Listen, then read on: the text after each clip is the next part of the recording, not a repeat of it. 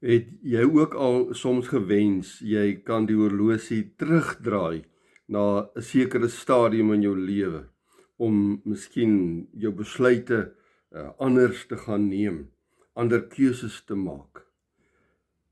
Het jy dalk soms die behoefte ook in jou om van voor af te begin, nuut te begin? Dink jy dis moontlik om regtig nuut te kan begin?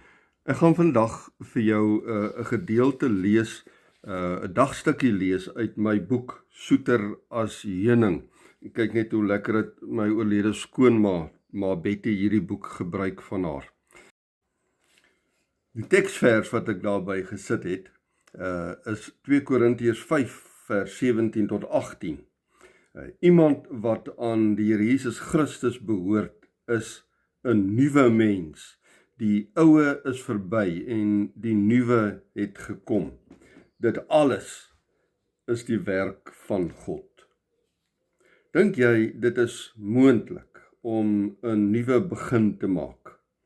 Onthou net, dit is onmoontlik om van voor af te begin, reg van voor af, bloot omdat dit natuurlik onmoontlik is om die horlosie terug te draai, al wil jy ook graag. Jy kan nie van voor af begin met 'n vriendskap of 'n verhouding of 'n huwelik nie, want jy kan nooit dit wat reeds gebeur het of wat jy veroorsaak het, jy kan dit nie ongedaan maak nie. Jy kan nie verkeerde besluite gaan oorneem nie. Jy kan nie iemand wat jy doodgemaak het weer lewend maak nie. Jy kan hoogstens berou betoon in sulke gevalle.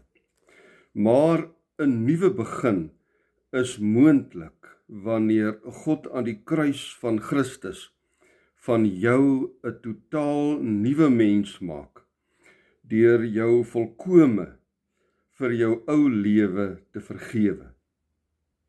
Dan ontken jy nie jou ou lewe nie, maar jy kan die ou lewe vir altyd agterlaat.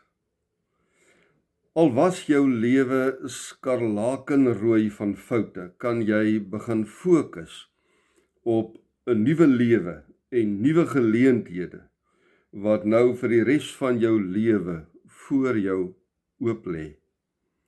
Paulus sê, dit alles is die werk van God. Hy het ons deur Christus met homself versoen en het aan ons die bediening van die versoening toevertrou. Staan in 2 Korintiërs 5 vers 18 en dan weer in 2 Korintiërs 5 vers 20. Ons smeek julle namens Christus, aanvaar die versoening wat God vir jou bewerk het. 'n Nuwe begin saam met God is dan soveel meer as net 'n oppervlakkige verandering van jou situasie. In Esegiel 11 vers 19 beloof God, ek sal vir hulle 'n ander hart gee en 'n nuwe gees in hulle laat posvat. Ek sal die kliphart uit hulle liggaam verwyder en vir hulle 'n hart van vleis gee. Jou ou kliphart kon jou in die verlede dalk gehelp het om verkeerde besluite te neem. Jou nuwe hart sal nou vir jou help om die lewenservaring wat jy tot nou toe opgedoen het, seer of aangename ervarings, om dit in te span, om nuwe besluite te neem, wat jou lewe daagliks sal vernuwe. Jy sal voel, jy het weer 'n toekoms. Jy is weer gelukkig. Jy het weer vrede. Dit is net God wat jou so nuut kan laat begin, maar dan moet jy hom natuurlik toelaat. In hierdie boek wil ek dan vir jou Bybelse riglyne gee vir 'n daaglikse nuwe lewe saam met God.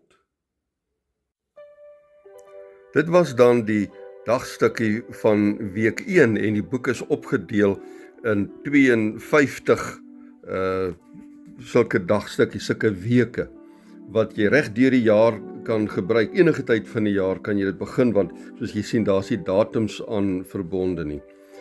Wanneer jy dan hierdie eerste dagstukkie gelees het, soos vandag se ene oor die nuwe begin, kan jy dan vir die volgende paar dae, 4 dae, dit maak altesaam 5 dae, kan jy verder blaai en dan elke dag weer 'n kort klein dagstukkie daarby kry wat dieselfde tema behandel, maar dit net uitbrei.